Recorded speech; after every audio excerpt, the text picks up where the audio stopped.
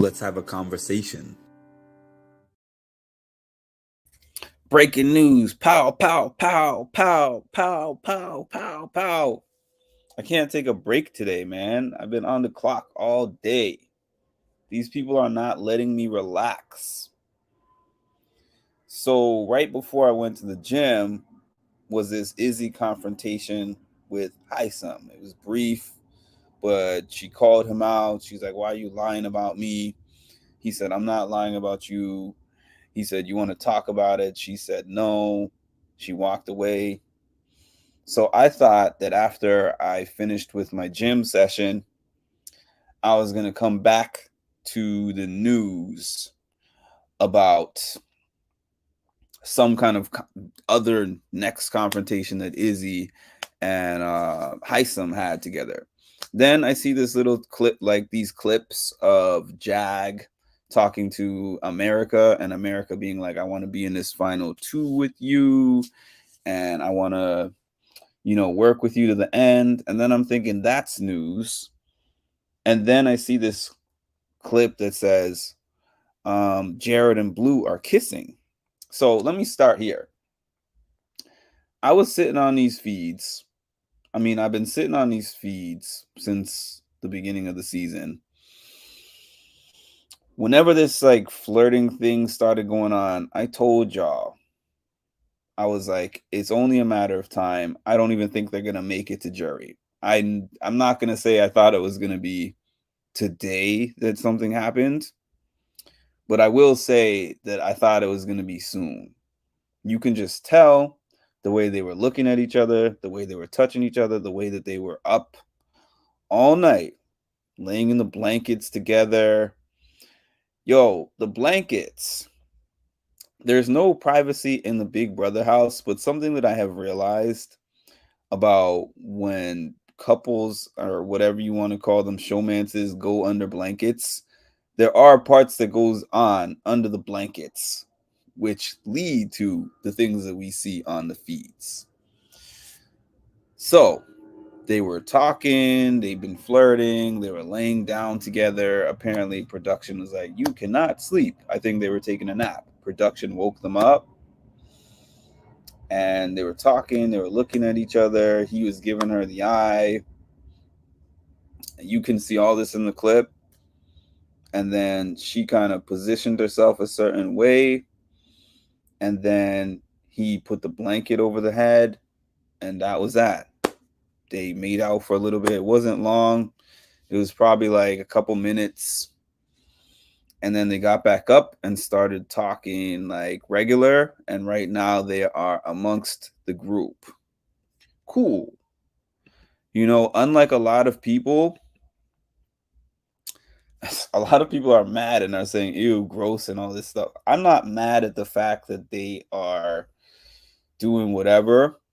The only thing is, it's so early in the game, and they already have been called out about the showmance thing because showmances don't make it far in the game typically. There are exceptions, but I don't think they will be the exception with the way how their gameplay, especially Jared's gameplay, has been so sloppy from the time that he started getting an interest in her. I'm not with you there, Cameron. I am not with you there. I don't think it's a guarantee that they both make it to Jared. Why can't I talk? Too many people in there with J's, and I'm already bad with names. Jared, Jag, Jury. Let me try to say that sentence again. I do not see it as a guarantee that Blue and Jared will make it to jury together. Is it a possibility? Yes. But I don't think it's some guarantee for sure. This was just the first kiss. At this point in time, they're up every night together. So the only way I can see that happening is if they come to some kind of agreement where they're like, we can explore this further on the outside of the house versus it going further and them doing more and people actually legitimately seeing. Because think about this, man. This is going to have implications on Jag. because Jag was the number one. Jag was the number one. And now he's actively working on making Jag number two or out of the house, which goes against what she wants game wise. But I think there's another potential showmance forming between America and Corey. And I'm also seeing Corey's emotions getting in the way as well, because Corey was having a conversation with America earlier and saying that she should not align herself with Jag. And I feel like that is part game and part personal, frankly. This is exactly what I'm talking about. I love your unbiased opinion. Why do people hate Jared and Blue's relationship but want to ship Corey in America? To be honest, I have an answer to that I don't even know if I want to say, but oh man. I'll say it this way. I'll say it this way. I feel like sometimes people don't like certain races to be together. People loved when Monty and Taylor were together. People are all for this Corey and America thing. Jared and Blue, a little more taboo. I'm just calling it like I see it. Just calling it like I see it. I don't have a problem with it. I grew up in such a I don't even necessarily I can't really call it that multicultural because it was mostly white, the area that I grew up in Canada, but the thing is the country in general, the country of Canada, like seeing interracial relationships over there was something that you shrugged your shoulders at because that's mostly a lot of what you see. Over here, the demographics are different and things are different. So, I know that there's a lot of them that take place now also, but still, it's more accepted in other places than it is here. That's what I think. I mean, people are entitled to think whatever they want. Boo. So, going forward, this definitely will have implications on the game. Definitely is going to have implications on the game. And I knew it was coming. I knew it was coming, and I knew it was coming both physically. I told you guys that I don't know Big Brother as much as some of y'all. I've watched way less Big Brother than a lot of people who come on this page to talk to me about Big Brother. I know body language. I'm looking at them during these conversations. I'm thinking about the things that he's saying. I'm an expert on reading people. I'll tell you guys that. I am an expert on that. I pretty much do that for a living outside of the show, and I think that's what got me so interested in the show when I started seeing the live feeds. Because when I was watching the produced version of the show, I'm like, there's so much context cues that I can't pick up on. I'm just watching the story based on the perspective of production. But being able to sit down and actually watch these conversations for hours and see the little ways she's rubbing his chin and, these cuddles that they're doing in the blanket, how these hugs are getting longer and longer, how he kept alluding to his secret and talking more about personal things that he shouldn't be talking about if he was trying to win the game. I'm like, Jared is going down a hole that he's not going to be able to get out of, no pun intended. That's not to say that he couldn't still find his way to jury, but I'm just saying it's going to be harder, not easier. It's going to be harder, not easier. I can see that. And so you agree with me there? Because let's say if Jared was if Mimi was if he had gotten with, okay, take Mimi off the table because she's married, but let's say that Jared had something with Kirsten, I don't think people would be mad at that. I honestly don't think people would be mad and saying, ew, that's nasty and all this stuff. Like, let's be real. Hey Mark and hey Andrew, what's up, man? It's been a while since I've been on the live. I know, I know. This is a good day for you to pop up though. The show is getting wild. Now, from what I'm seeing, they are all, let's see who I see in the HOH room. The majority of them are sitting in the HOH room. A big group of them. So the feeds have been feeding today. Okay. The feeds have been feeding. The first week or two was, I mean, there was stuff going on, but it felt like a whole lot of nothing. But in the last 2 days, we knew that Monday and Tuesday, we knew that after Monday, we knew that after Monday, after the veto replacement, that if the replacement was Heisem, we were going to get live feed gold. And we have gotten live feed gold today. Thank you. Thank you, Felicia.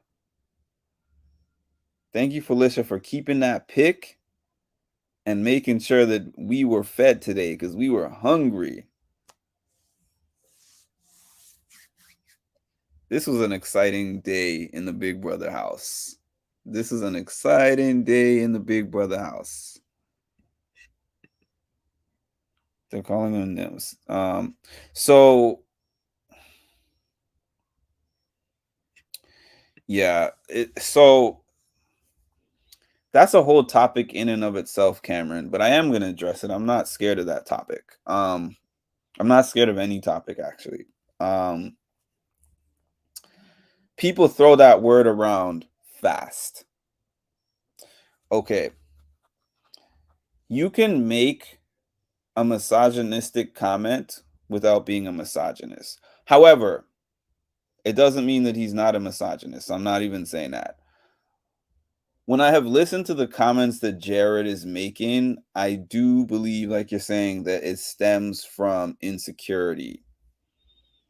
He feels like when he gets out of the house, Blue is not going to want him, or Blue is going to be getting so much attention from other people that he's not going to be able to handle that. And the truth of the matter is, not everybody can handle a relationship with somebody who has a certain I don't know what to call it, stature, magnitude, whatever. I was actually, some of y'all might know who Cache is from Love Island. I don't watch Love Island. I just know her from the challenge, and I met her twice. And I was watching her Instagram live the other day, and she said, I don't want to date another reality TV guy. And she's a reality TV person that has a huge following and lots of guys that are hitting on her. And she lives in New York City, right? But she actually said, give me like a low key guy, a low key, low profile guy. Those types of relationships are hard, quite honestly. The thing that I told you guys that I don't like about what Jared is doing with Blue is the fact that he's like, I don't like this in a girl. I don't like that in a girl. I don't like this in a girl. But he doesn't want to let her go. So it's like he's telling her all the things that he wants her to change. And when you do that, that makes a person end up resenting you. That's the facts of the matter. But I don't like how people throw those things around so quick.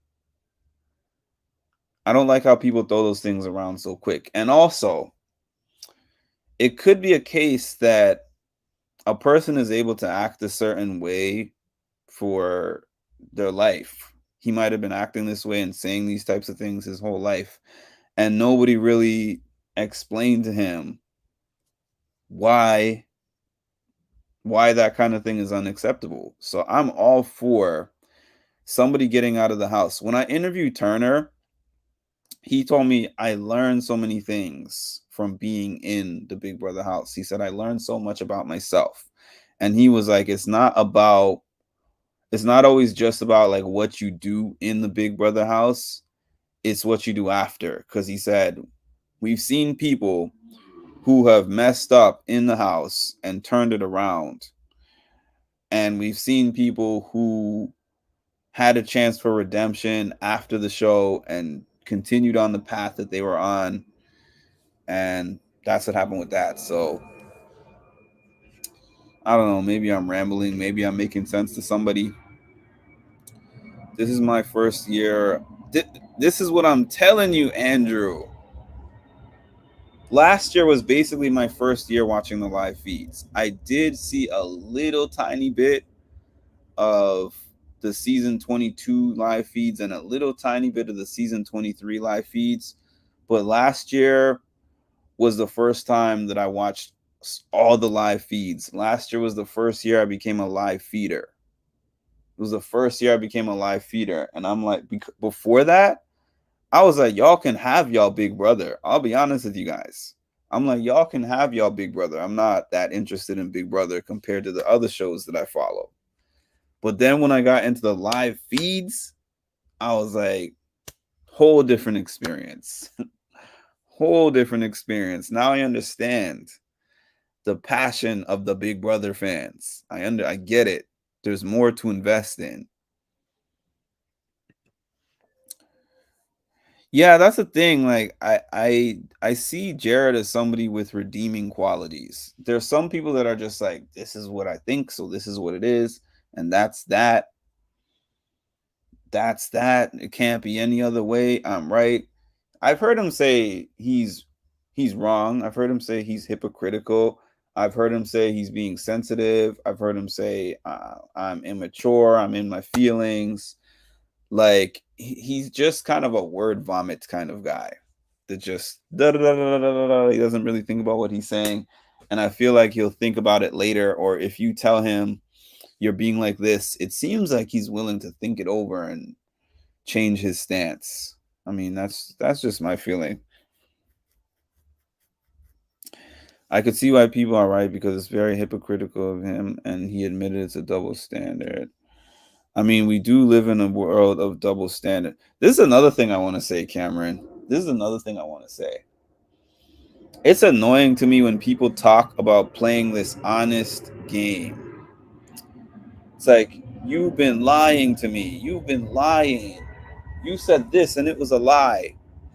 I was laughing so hard when I watched Riley get interviewed by Derek and Cody from the Winner's Circle from season 16 and also season 22 for Cody.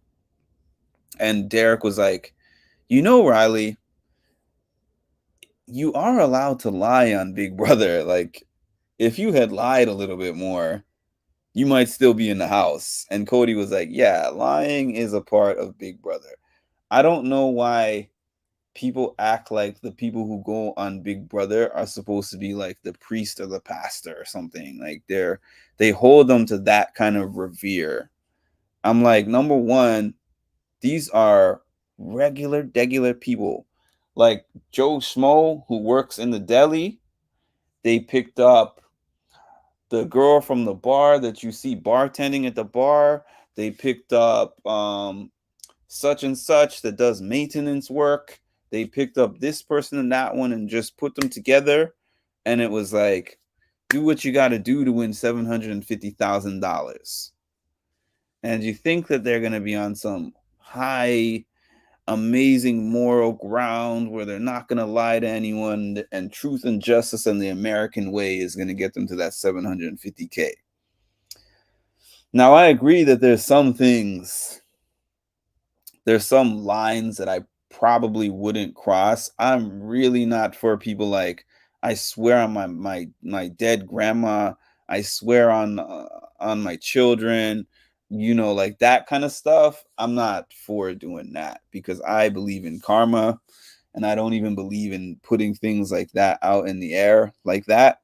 However, like game lies, like talking to somebody and being like, oh, I'm putting you on the block because this and this, you're the pawn, and this person's my real target, and you're lying about that. Go ahead. That's what you're supposed to do. You're supposed to lie. It's a strategic game.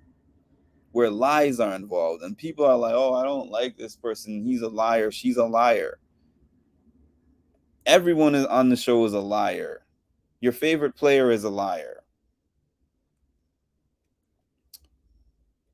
Come on now. That's exactly what I'm saying. These are regular people who are watch 20. I'm telling you, if I'm not even going to put it on any one of you. If I was watched 24/7, cameras in my room, I'm not here. I'm here choosing what I show you and when I show you. But if it was like you throw me in an environment with 15 other people, 16 other people on a studio set, even if you take away the part of competing to win anything, just me living there with those people, and you had the cameras on me 24 hours a day, 7 days a week, y'all would cancel me. I would say something, somebody would take that thing and blow it up. This is not a specific defense of Jared specifically, by the way. I'm just explaining this because, like, last year, as an example, this thing that Kyle said about there's a possible cookout 2.0 because this person and this one and that one connect. People told me they were leaving my channel because I wasn't like, he's racist. I wasn't saying he's not racist. I was just saying, based on what we've seen on the feeds, the comments were ignorant. They might have represented a subconscious bias, but they weren't enough at that time for me to say, I never want to hear him say anything again, mute him from the internet, and I never want to see his face. And that's where people were at with it immediately. And this is me in general, right? I'm saying right. I saw Heisam, and I'm talking like Heisam all of a sudden. I saw you put the name Heisam in the chat. I'm like this in general. When somebody comes to me and says, I'm never talking to this person again, I'm like, okay, explain the situation. I'm not like, if you're not talking to them, I'm not talking to them. And sometimes I'll be like, okay, so what did they say? Well, they said this and this and this. And what did you say? Well, I said this and this. Okay. So I'm like, okay, they said something messed up, but it was a bit of a cause and effect. Like, you said the thing that triggered them. They said the thing that was a response to that triggering thing. Both of those things matter. Both of those things matter. Look what happened to Heisen. See, he was way too. I mean, I can't. After all the stuff he said today, I can't say he didn't lie, but I think he tried not to lie. I genuinely think he was trying not to lie, but he was lying. He was lying too. Heisen was also rude, and see. This is exactly. I don't like the way how he was in the house. This is it. I like what you just said there, Cameron. I like what you just said right there, because sometimes people automatically transfer how you are in that house, and say you have to be like this because you're like this in the house. You have to be like this outside the house, as if the house is not a factor. I've gone to now Challenge Mania events, Survivor events, and one Big Brother event, two Big Brother events. And I've met some people that I really didn't like in the house or on whatever show they were on, and they were so cool and chill when I met them in person. I'm not saying that meeting them at an event is a be all end all either. I'm just saying the house and the show and the cameras and all that stuff is a factor. I would say that Haisam is probably a good person outside of the show, even though the conversations that he was having were problematic. You know what? Have you ever had somebody? Have you ever played games that people are very competitive in? For example, like dominoes, right? I'll give you guys that as an example. I had friends in college that we were cool in every other environment. In school, if we were hanging out, if we were going out together, going out to eat, spending time together, watching TV, whatever it was, we were cool. And then we would get into that dominoes game. Don't make a wrong move. They'll jump up off the table, start cursing you out. Like in a competitive environment, it's like I don't even want to be around you. So there was people like that who I literally had to start being like, we're just not going to play dominoes together because you take this like life or death and I can't handle the way that you act when this game is going on. I think that that can be the case in a game like this, or like maybe he's that type of person where you put him in a competitive environment and he's like, I want to dominate, I want to be the leader. I think he would be quite surprised to see how he looks and comes across, honestly. And again, I'm not defending his behavior. I'm just saying I think that he would genuinely be surprised how he comes across. D and T, because I'm not even mentioning their names, they've double, triple, quadrupled down on everything that they said and said even more since they left the house. So they are who they are. It was nothing to do with any edit or anything like that or the house. I'm not trying to be mean or anything. I just don't understand how you could set some standards for someone who doesn't really know that well. If you're talking to, are you talking about Jared? I don't know who you're talking about. If you're talking about Jared, I think it goes to what Cameron was saying regarding him being insecure. I think he's insecure and he's worried about, like, will Blue still like him when this is all over? In fact, I actually remember an earlier conversation when they first started flirting with each other, and he was saying to somebody, he was like, I think that she's just doing this.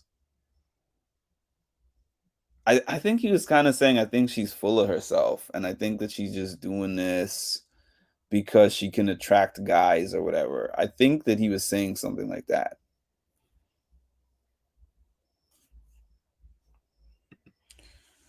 I always said that what Kyle said was strictly game, but I could see where people brought the race in it. But Luke, on the other hand, Luke was just wrong. I don't mess with Kyle, um, just because of all the things that he said that he was going to do after the show to right his wrongs, and I haven't seen him do any of those things. And I've heard Taylor and some other house guests speak on that. I mean, Monty is still friends with him, but I've heard Taylor and some other people's that were expecting him to do certain things. He didn't do those things. So I don't know enough about him. I don't support him, but I don't know enough about him. You're good. I love to debate, especially when it's about BB. You're good. I'm not taking it personal. I'm hoping you don't take things I say personal. Yeah, it's all love. We have debates in here. You know what I mean? Like, even though I'm a channel that is known for not being toxic and not just jumping on here to be like, oh, this person needs to be canceled today. Screw this person. I hate this one and I hate that one. Still, people come on here and have opposing views. Nothing wrong with that. I appreciate the opposing views actually is what makes this interesting. Because imagine if I hopped on here and I said, like I was on here for an hour and everything I said, everyone just agreed with me. Yeah, you're right, Mark. What would I even be talking about then? So this is what I think about this and that. I think about that, and everyone was like, "Yeah, I think so too." And this is what I think about this person and that one. Yeah, that's right. Then I would be like, "Okay, I guess it's time to shut it down because there's no opposition here." I always, mostly unless they did something very egregious, I mostly feel bad for them when it's time for them to go. With that said, I still want Heisem to go, But I do feel bad for him because I feel like he just doesn't actually recognize how he was talking to people and talking at them and how he was making them feel and how he was trying to dictate everything. I don't think he really understands that. He feels like he was wronged. I don't want to be a troll or disrespectful because I love these conversations and it brings communities together from all walks of life. Haisam wanted to win the game, not only win the game, but become a legend. Exactly. Exactly. I totally agree with that. I totally agree. He was not just trying to be like, all right, I'm going to pick and choose my spots. I'm going to do this. I'm going to do that. He was already talking about, oh, we're going to do this like the cookout did. Honesty and integrity. And you can tell the people who are there not just to win the game. Like he couldn't win playing an Xavier game. He could not win an Xavier. He could not play like an Xavier type of game where he's going to be low key for a while. Then he's going to step up when needed. And he's like, oh, you can take the credit and I'll kind of push people to do things behind the scenes, but they're not really going to know that I'm doing that. No, I want everyone to know what I'm doing. I want everyone to feel like I'm behind all these big moves. I want to win and be in charge of putting people up. I want to win the veto and be in charge of keeping them up. You did too much. Riley wanted to be legendary as well. My lady was talking about Janelle. She was like, I'm a comp beast. I'm up there with Janelle. I'm like, it's week 1 and you won one thing and half the people threw it. Yeah, I agree. He lacks social awareness and emotional awareness, and that's a huge part of Big Brother. He's so book smart. He's physically strong, right? Those are two elements of Big Brother, but they're not the biggest. It's a social game. You don't even have to be that smart. Like all you got to do is have a decent to good memory.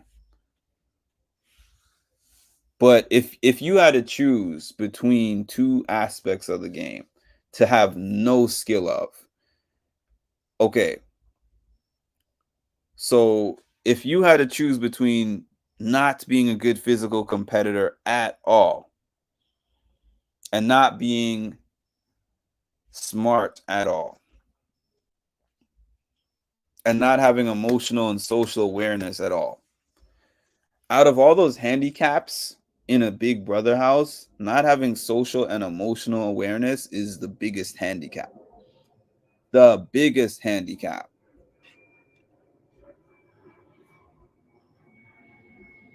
He should have definitely thrown some of those competitions. Honestly, I think I would be excellent in a Big Brother house. The more that I watch it and I make these predictions, I'm like, this is what's going to happen with this person. I even watched back my preview of this season, and basically everything is happening how I predicted it, just off of looking at their profile pictures and their videos. If you look at that and then you watch what's happening now, it's spot on. But my biggest thing is I think that house would crack me. That's the reason why I don't want to be in that house. I'm a great armchair quarterback when it comes to Big Brother. I am the best armchair quarterback. But I think being in that house would drive me nuts. I would go crazy in that house. But if you're applying, good luck to you. I will throw you my support. You have my vote. You have my vote for America's favorite player. All right, I'm going to be here for maybe another 10. I didn't understand why people were calling her a comp beast or why she was calling herself a comp beast. I'm like, chill. There's so many different types of competitions in this game. That balancing competition, Jasmine won that competition last year. No disrespect or offense to Jasmine. I actually like Jasmine, I think, more than most, and I actually met her and spoke to her, and she was so nice. She was super nice, but Jasmine was no comp beast. Even if she hadn't injured her leg, she's no comp beast, and she won that balance beam thing last year. So that's not enough for me to call somebody a comp beast. Michael's a comp beast. Xavier's a comp beast. Kylan is a comp beast. Who else? Janelle, obviously, we know. She was the first comp beast that we know. You can't put yourself in those names. I would say you have to have at least 5 comp wins to even start talking about those people. At least 5. I feel like a lot of YouTubers are very. Yeah, we have a lot. Yeah, we have a lot of examples of people who were not good at comps that made it far in the game. There are a lot of examples of that. You know what though, Andrew? I think that this current cast, season 25, is generally very smart. But I said this on another live. I feel like the millennials, or not even just the millennials, but the people that are in their 20s and younger, well, the people that are in their 20s, basically, and even some that are in their earlier 30s, I feel like they studied Big Brother like it's a test. Oh, season 23, this happened. Season 21 was this. OTEV, this season is this, and this season is that. This happened on this week, and this, and this, and that. And they're so like overly analytical that they can't chill for a minute to play the social game. Big Brother is not just a mental or physical game. The biggest part of it is the psychological and social part of it. That's the biggest part of the game. You're in there for 80 to 100 days. That's a long time.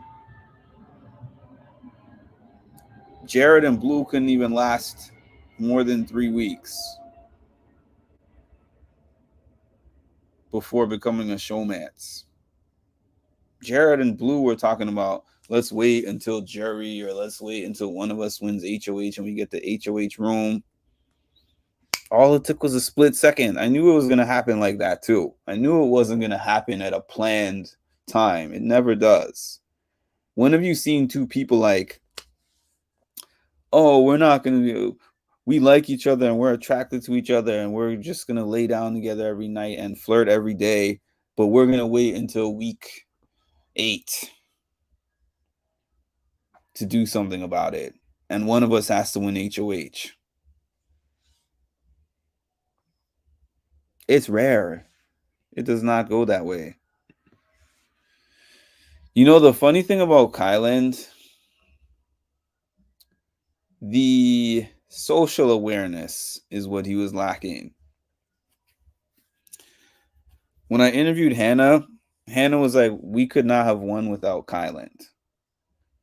Because Kyland was the person who was winning all the competitions before jury and making it so that we didn't have to convince the other person that they were paired with to make the moves they want. He was willing to be the HOH and be like, I'm putting you and you on the block. So they didn't have to worry about like a Claire going on winning HOH and then being like, I'm nominating 2 cookout members, and then you're in a situation where you have to win the power veto and take one of the cookout members down and be at the mercy of them to possibly choose another cookout member.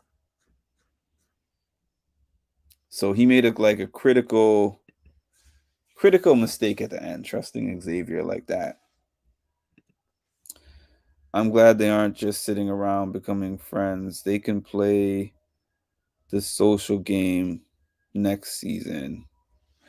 I don't know what kind of game they're playing. I have such a hard time. I don't feel like anyone in the house right now is the most strategic person in the house right now is Heisem. That's what I think.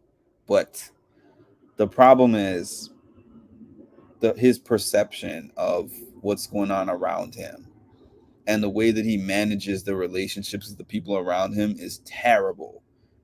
If you take his game plan and give it to somebody who can deliver it better, you have the perfect player right there. You had the perfect player right there. Like, give his game plan to Mimi or something, and Mimi would run circles around the house. But that shows how many elements there are to this game. There's so many elements to this game.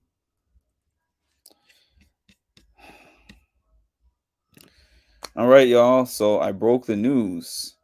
I got you earlier today when Izzy and Heisem had their little thing. I got you later in the day with this whole Jared and Blue hookup. I don't know what's going to happen tonight. It's always a possibility for me to hop back on. But for now, I'm going to chill. I'm going to get something to eat. I skipped dinner to hop on here. This season is getting so wild. But I want to thank y'all for tuning in as always. My channel is not my channel without y'all. Please make sure to like, comment, subscribe, hit the notification bell. Comment on this video too after it drops, because that helps boost me in the algorithms. And appreciate y'all once again. And have a great night. For now. So you literally were one of my very first followers, and then when you followed me and I followed back, I was like, this dude is cool. Like, if they say talk to your manager, you just say, you know what, talk to the hand. You don't need to be on my podcast.